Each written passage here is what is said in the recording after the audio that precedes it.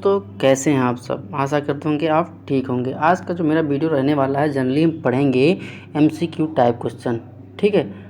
और इसमें जो एमसीक्यू टाइप क्वेश्चन रहेंगे वो हमारे रहेंगे सीएससी पीएससी पे आधारित कि एक सीएससी में कितनी जनसंख्या होती है, वहाँ पर सीएससी बनता है, ठीक है। तो इस चीज़ में हम इस चीज़ के बारे में पढ़ेंगे। एमसीक्यू टाइप क्वेश्चन है। मैंने पिछले वीडियो में भी आप लोगों से पूछा था कि हम एमसीक्यू टाइप में जो मिक्स कराएं ये टॉपिक वाइज कराएं, तो वहाँ बहुत से लोगों ने कमेंट किया था कि सर आप एमसीक्यू टाइप जो हैं वो आप चैप्टर वाइज करवाइए, मिक्स मत करवाइए। तो ठीक है, हम चैप्टर वाइज करवा रहे हैं, आपको जैसा अच्छा लग रहा है वैसा हम करवा रहे हैं, ठीक है। तो अगर आप हमारे चैनल पर नए हैं तो प्लीज़ हमारे चैनल को लाइक करिए, शेयर करिए, सब्सक्राइब करिए, ठीक है। अब चलिए स्टार्ट करते हैं आज का वीडियो बिना किसी देरी के, बिना किसी परेशानी के, ठीक है। चलिए स्टार्ट कर रहे हैं वीडियो। राष्ट्रीय मानक के अनुसार प्रत्येक प्राथमिक स्वास्थ्य केंद्र की स्थापना लगभग कितनी जनसंख्या पर की जाती है। जो हमारा प्राथमिक स्वास्थ्य केंद्र होता है, जो सीएससी होता है, ठीक है, प्राथमिक स्वास्थ्य केंद्र होता है, प्राइमरी कम्युनिटी हेल्थ सेंटर जो होता है, उसमें कितनी जनसंख्या पर हमारा प्राथमिक स्वास्थ्य केंद्र बनता है। ऑप्शन ए है 40,000, ऑप्शन बी है 1,00,000, ऑप्शन सी है 50,000 एंड ऑप्शन डी हमारा 30,000।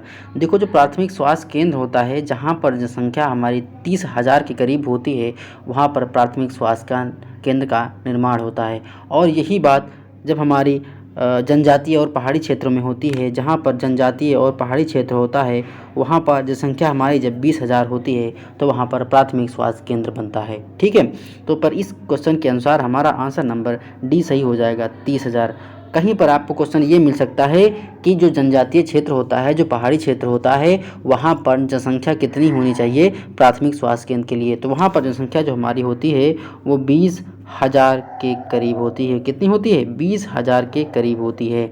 तो आपको क्वेश्चन चेंज मिल सकता है, कहीं पर लिखा होगा जहाँ पर पहाड़ी और जनजातीय क्षेत्र, वहाँ पर अगर 20,000 जनसंख्या है तो हमारा स्वास्थ्य केंद्र मिलेगा, और अगर यही मैदानी क्षेत्र में होगा तो वहाँ पर 30,000 की जनसंख्या जब होगी तो हमारा प्राथमिक स्वास्थ्य केंद्र मिलेगा, ठीक है। नेक्स्ट क्वेश्चन क्या कह रहा है, एक प्राथमिक स्वास्थ्य केंद्र में सामान्यतः कितने बिस्तर या बेड होते हैं। जो हमारा प्राथमिक स्वास्थ्य केंद्र होता है वहाँ पर कितने बेड होते हैं। ऑप्शन ए है 4 से 6, ऑप्शन बी है 10 से 15 एंड ऑप्शन डी सी है हमारा 2 से 3 एंड ऑप्शन डी है इनमें से कोई नहीं। जो हमारा प्राथमिक स्वास्थ्य केंद्र होता है वहाँ पर जो बेड की संख्या होती है वो 4 से 6 के बीच में होती है। तो ऑप्शन नंबर ए हमारा सही हो जाएगा। कौन सा? ऑप्शन नंबर ए, 4 से 6 बेड होते हैं। नेक्स्ट क्वेश्चन क्या कह रहा है, एक सीएससी या सामुदायिक स्वास्थ्य केंद्र में कितने चिकित्सा अधिकारी होते हैं। जो हमारा एक सामुदायिक स्वास्थ्य केंद्र होता है, कम्युनिटी हेल्थ सेंटर होता है, जिसे हम CHC बोलते हैं, वहाँ पर कितने चिकित्सा अधिकारी होते हैं। तो वहाँ पर चिकित्सा अधिकारी होते हैं, 4 होते हैं। जैसे हमारा एक होता है शिशु रोग विशेषज्ञ, दूसरा होता है हमारा स्त्री रोग विशेषज्ञ, तीसरा होता है सर्जन यानी सर्जरी करने वाला, और चौथा होता है हमारा औषधि वितरण यानी दवा देने वाला। तो यहाँ पर ऑप्शन नंबर ए है 2, ऑप्शन नंबर बी है 3 और ऑप्शन नंबर सी हमारा 5 और ऑप्शन नंबर डी हमारा 4। तो मैंने बताया ना, 4 सही हो जाएगा, ऑप्शन नंबर डी हमारा हो जाएगा। पहला जो होता है वो शिशु रोग होता है, दूसरा जो होता है हमारा वो स्त्री रोग होता है, तीसरी हमारा होता है सर्जन, और चौथा हमारा होता है औषधि यानी दवा वितरण करने वाला। तो वहाँ पर 4 अधिकारी आपको देखने को मिलते हैं। तो ऑप्शन नंबर हमारा डी राइट होने वाला है, ऑप्शन नंबर डी सही हो जाएगा। नेक्स्ट क्वेश्चन क्या कह रहा है, राष्ट्रीय मानक अनुसार एक उप स्वास्थ्य केंद्र, एक सब सेंटर की स्थापना कितनी जनसंख्या पर की जाती है। जो हमारा राष्ट्रीय मानक है उसके अनुसार उप स्वास्थ्य केंद्र कहाँ पर बनेगा, जहाँ पर जनसंख्या कितनी होगी। ऑप्शन ए है 200, ऑप्शन बी है 6,000, ऑप्शन सी हमारा 10,000 और ऑप्शन डी हमारा 5,000। देखो, जहाँ पर जनसंख्या 5,000 होगी वहाँ पर एक उप स्वास्थ्य केंद्र की स्थापना की जाती है, उप स्वास्थ्य केंद्र का एक निर्माण होता है। तो ऑप्शन नंबर डी रही हो। ये हमारी मैदानी क्षेत्र की बात हो गई। अब हम आते हैं जनजातीय और पहाड़ी क्षेत्रों में। जनजातीय और पहाड़ी क्षेत्र में जब जनसंख्या 3,000 होती है तो वहाँ पर हमारा उप स्वास्थ्य केंद्र बनता है। तो देखो, आपको दोनों क्वेश्चन राइट करना है, लिखना है।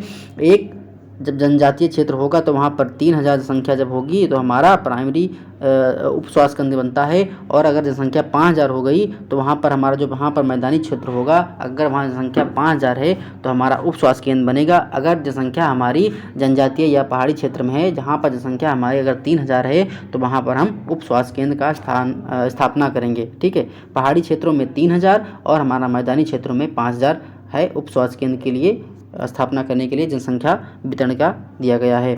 ठीक है, नेक्स्ट क्वेश्चन हमारा क्या कह रहा है, प्रत्येक प्राथमिक स्वास्थ्य केंद्र के अंतर्गत कितने उप स्वास्थ्य केंद्र स्थापित होते हैं। जो प्रत्येक प्राथमिक स्वास्थ्य केंद्र के अंतर्गत कितने उप स्वास्थ्य केंद्र स्थापित होते हैं। ऑप्शन ए है 4, ऑप्शन बी है 2 एंड ऑप्शन सी हमारा सी एंड ऑप्शन डी हमारा है 5। तो यहाँ पर ऑप्शन नंबर सी आपका सही हो जाएगा। 6 हमारे उप स्वास्थ्य केंद्र स्थापित किए जाते हैं प्राथमिक स्वास्थ्य केंद्र के सेंटर के तरफ से। ठीक है, नेक्स्ट हमारा क्या है, देखो ये आयुष विभाग में निम्नलिखित में से कौन सी चिकित्सा पद्धति शामिल नहीं है। देखो ये आयुष है, इसका फुल फॉर्म होता है, ए से होता है हमारा आयुर्वेद, यू से होता है योगा, एंड यू से होता है वाई से होता है योगा, एंड यू से होता है हमारा यूनानी, एंड एस से होता है हमारा सिद्ध, एंड एच से होता है हमारा होम्योपैथी। तो ये आयुष का जनरली एक शॉर्ट फॉर्म है जिसका फुल फॉर्म होता है A for Ayurveda, Y for yoga, U for Unani, S for Siddha and H for हमारा होम्योपैथी। तो इसमें देखो क्या बोल रहा है क्वेश्चन में, आयुष विभाग में निम्नलिखित में से कौन सी चिकित्सा पद्धति शामिल नहीं है। ऑप्शन ए यूनानी होती है, प्राकृतिक चिकित्सा मेरी होती है, सिद्ध हमारा होता है, होम्योपैथी भी हमारी होती है। तो यहाँ पर चारों ऑप्शन सम्मिलित हैं। ठीक है, तो ऑप्शन नंबर ई हमारा सही हो जाएगा।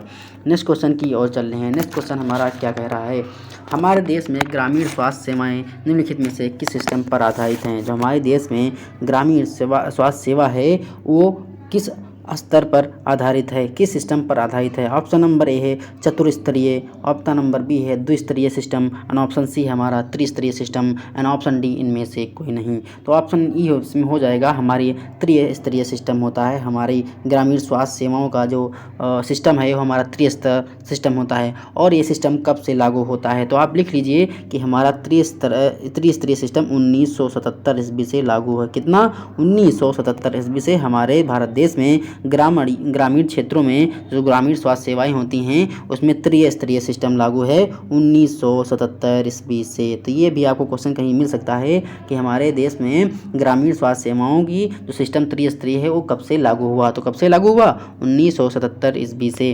नेक्स्ट क्वेश्चन क्या है, नेक्स्ट क्वेश्चन देख रहे हैं, त्रिस्तरीय सिस्टम 3 टायर सिस्टम पर आधारित स्वास्थ्य केंद्रों में सर्वोच्च स्तर पर निम्नलिखित में से कौन सा होता है। ऑप्शन ए है SC, ऑप्शन बी है PSC, एंड ऑप्शन सी हमारा CSC, एंड ऑप्शन डी इनमें से कोई नहीं। जो त्रिस्तरीय सिस्टम होता है वो हमारा CSC पर आधारित होता है।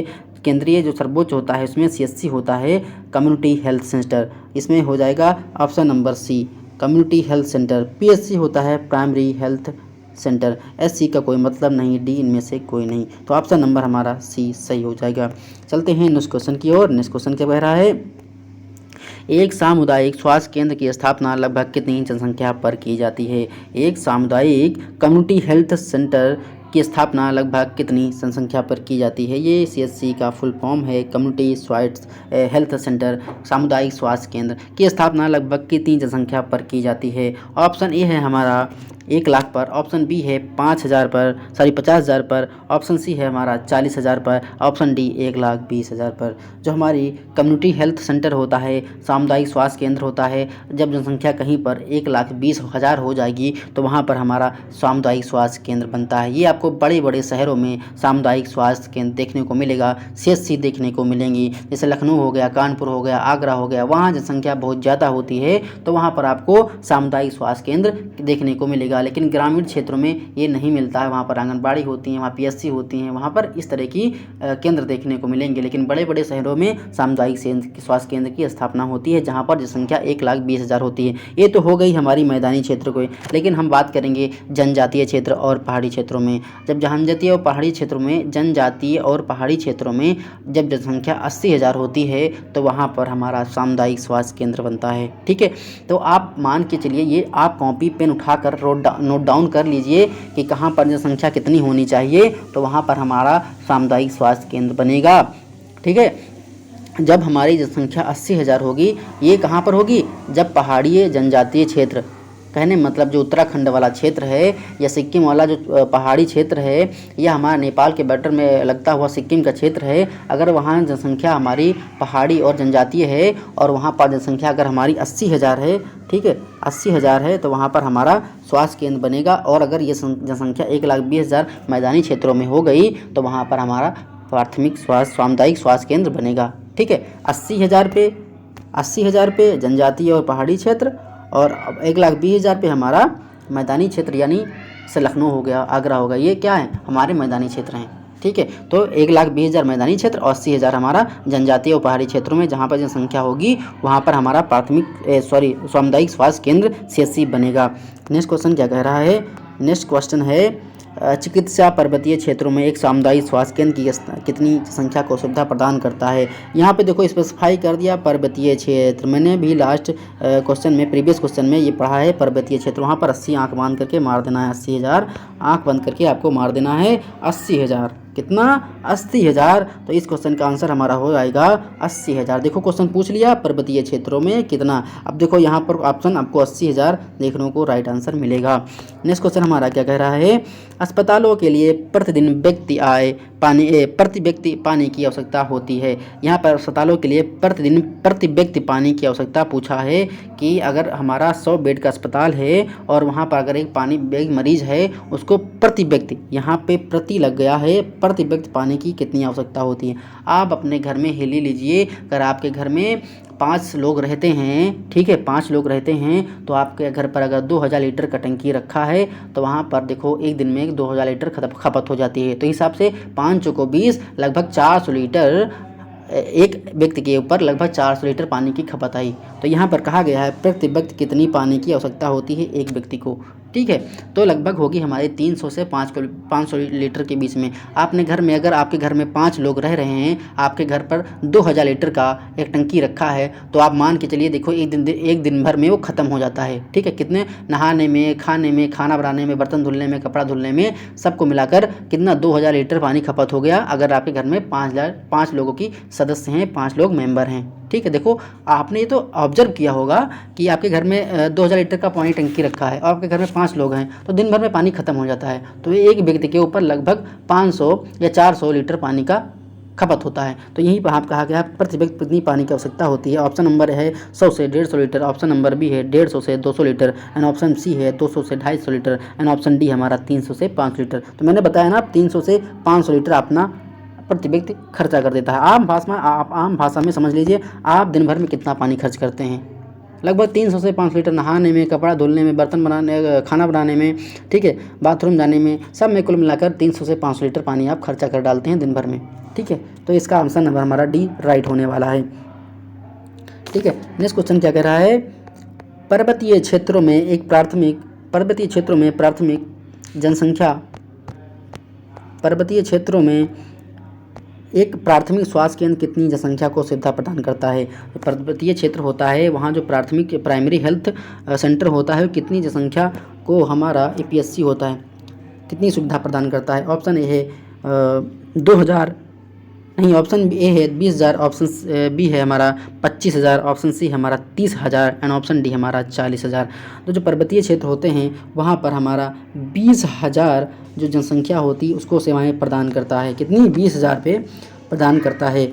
31 मार्च 2020 तक हमारे देश में 30,813 प्राथमिक स्वास्थ्य केंद्र थी। ये आप डाटा नोट डाउन कर लीजिए। 31 मार्च 2020 तक हमारे देश में 30,813 प्राथमिक स्वास्थ्य केंद्र बनी हैं। कितनी हैं? 30,813। ये आप नोट डाउन कर लीजिए कि 31 मार्च 2020 तक हमारे भारत देश में प्राथमिक स्वास्थ्य केंद्रों की जो संख्या थी वो 30,813 थी। ये डाटा आप नोट डाउन कर लीजिए। ठीक है, 30,813 कितनी थी? 30,813 प्राथमिक स्वास्थ्य केंद्र थी। ठीक है, नेक्स्ट क्वेश्चन की ओर चलते हैं। नेक्स्ट क्वेश्चन क्या कह रहा है? प्राथमिक स्वास्थ्य केंद्र पर सभी टीकों को निम्न में से संग्रहित किया जाता है। जो हमारी प्राथमिक स्वास्थ्य सेंटर होते हैं वहाँ पर जो टीके होते हैं, वैक्सीनेशन वाला जो टीका होता है, यानी छोटे बच्चों को जो टीका जाता है, चाहे वो पोलियो का है, चाहे जो किसी बीमारी का हो, वो कहाँ पर रखा जाता है, कहाँ पर संग्रहित किया जाता है, कहाँ पर स्टोर किया जाता है। ऑप्शन नंबर है आइसलैंड रेफ्रिजरेटर, ऑप्शन बी है deep freezer, and option C है walk in cold room, and option D है कोल्ड बॉक्स। तो यहाँ पर ऑप्शन जो सही रहने वाला है वो हो जाएगा आइसलैंड कोल्ड रेफ्रिजरेटर। देखो जो आप मुख्य सेविका के पद पर अगर चयनित होती हैं तो आपको जानकारी रखना होगा कि कौन से टीकों को कहाँ पर रखना है, किस टीकों को बर्फ़ में रखना है, कोल्ड में रखना है, किस टीकों को थोड़ा गर्मी में रखना है या रूम टेम्परेचर पर रखना है। तो आपको ये पर्याप्त जानकारी होनी चाहिए, क्योंकि आप अगर मुख्य सेविका के पद पर चयनित होती हैं, ठीक है, आपको मुख्य सेविका का पद जो मिल गया, उसके बाद आपको आंगनबाड़ी आपके अंडर में रहेंगी, आंगनबाड़ी कार्यकर्ती आपके अंडर में रहेंगी, ठीक है। तो उनको काम करवाना है, उनसे उनको पता करवाना है कि कौन सा टीका कहाँ पर रखना है, ठीक है। ये जानकारी पूर्ण होनी चाहिए। तो यहाँ पर प्राथमिक स्वास्थ्य केंद्र के जो टीके होते हैं वो आइसलैंड रेफ्रिजरेटर में रखे जाते हैं। तो यहाँ पर ऑप्शन नंबर ए हमारा राइट होने वाला है। देखो अब आप सारे क्वेश्चन आपको एक क्वेश्चन जितने हम पढ़ा रहे हैं आपको एक कॉपी पे नोट डाउन करके अच्छे से लिख लेना है, और उनको क्या करना है, आप केवल सुबह शाम उनको देखिए, केवल देखिए, मुंह से बोलिए तक नहीं, तो आपको देखिए चीज़ें याद रहेंगी, आपको एग्जाम तक याद रहेगा। आप एक कसम खा लीजिए कि हमको क्या करना है, डेली रिवीजन करना है, 5 मिनट सुबह और 5 मिनट शाम को, ठीक है। केवल आप क्वेश्चन देखिए, आपको याद रहेंगे अच्छे से, केवल देखने से, ठीक है। और हम थ्योरी तो साथ साथ करा ही रहे हैं, साथ साथ MCQ टाइप क्वेश्चन भी करवा रहे हैं टॉपिक वाइज, और हम मिक्स भी डालेंगे। ऐसा नहीं है 100 क्वेश्चन आपके एग्जाम में आना है तो 100 क्वेश्चन हम मिक्स भी डालेंगे। ऐसा नहीं है कि हम टॉपिक वाइज पढ़ाएंगे, टॉपिक वाइज हमारा कमांड ज़्यादा रहेगा, और हम मिक्स भी 20-20 में एक हफ्ता के एंड में, वीकेंड के लास्ट में करवाते रहेंगे। आप उसको अच्छे से लिख लीजिए, कर लीजिए, ठीक है। अगर हमारे चैनल पे आप नए हैं तो प्लीज़ हमारे चैनल को लाइक करिए, शेयर करिए, सब्सक्राइब करिए। और हाँ, आपको हम UP SSSC मुख्य सेविका का प्ले लिस्ट बनाए हैं, वहाँ पर जितना भी हमने थ्योरी पार्ट कराया है, सिलेबस कवर कराया है, वहाँ से आपको लाइन वाइज सारी PDF सारी आपको क्लासेस मिल जाएंगे पार्ट वाइज। पार्ट ए से लगाकर हम पार्ट 35 तक पहुँच गए हैं, 35 क्लास हमने ले लिया है, और सारे आप नोट्स बना लीजिए अच्छे से, और आप एग्जाम करेक्ट करिए। नेक्स्ट क्वेश्चन की ओर चलते हैं। नेक्स्ट क्वेश्चन हमारा क्या कह रहा है, आशा सहयोगिनी समानता कितनी आबादी के लिए सेवाएं प्रदान करती हैं। जो हमारी गांव में आशा होती हैं वहाँ पर कितनी जनसंख्या समानता होती है कि वहाँ पर आशा रखी जाती है। ये क्वेश्चन का आंसर आप कमेंट बॉक्स में बताइएगा, ठीक है। आप गूगल मत करिएगा, अपनी समझ के हिसाब से इस क्वेश्चन का आंसर करना कि जितनी जनसंख्या होती है आशा के लिए, कि जहाँ पर एक आशा नियुक्त की जाती है। आपने गांव में देखा होगा कि आशा आपके गांव में होती हैं, ठीक है। तो कितनी जनसंख्या पर आशा रखी जाती हैं। ऑप्शन ए है 500, ऑप्शन बी है 1000, ऑप्शन सी है 2500 एंड ऑप्शन डी है 5000, ठीक है। तो आप इसमें दिमाग लगा के आप कमेंट बॉक्स में इस क्वेश्चन का आंसर बताइएगा, बिना किसी गूगल के, बिना किसी हेल्प के, ठीक है। ईमानदारी से क्वेश्चन का आंसर बताना, और हम अगले वीडियो में इस क्वेश्चन का आंसर जरूर बताएंगे, ठीक है। मिलते हैं नेक्स्ट वीडियो में, तब तक देखते रहिए हमारा YouTube चैनल एग्जाम आजू क्लासेस। धन्यवाद, शुक्रिया, जय हिंद।